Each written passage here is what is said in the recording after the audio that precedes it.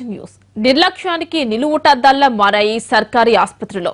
ప్రభుత్వ ఆసుపత్రికి వెళ్లాలంటేనే జనం హడలెత్తిపోతున్నారు.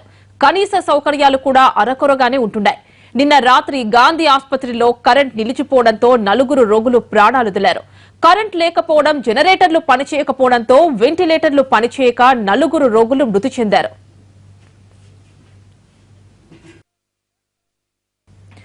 పవర్ కట్ అయితే సామాన్యులే ఉండలేని పరిస్థితి. ఇక గాంధీ ఆసుపత్రి ఎలా ఉంటుందో అర్థం చేసుకోవచ్చు.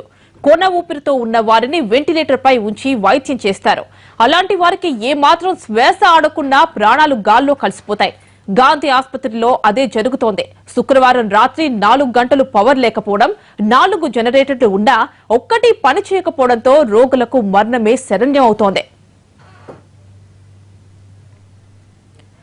గాంధీ ఆసుపత్రిలో నిత్యం 10ల కొద్దీ రోగులు చనిపోతున్నారు. అయితే ఆసుపత్రి వర్గాల వాదన మాత్రం మరోలా ఉంది. ప్రాణాపాయ స్థితిలో ఉన్నవారే ఆసుపత్రికి వస్తుంటారని, వారిలో ఎక్కువ మంది మృత్యువాత పడతారని చెబుతున్నారు. అయితే ప్రతిరోజు 20 నుంచి 30 వరకు మృతి చెందడం మాత్రం కలవరపెడుతోంది.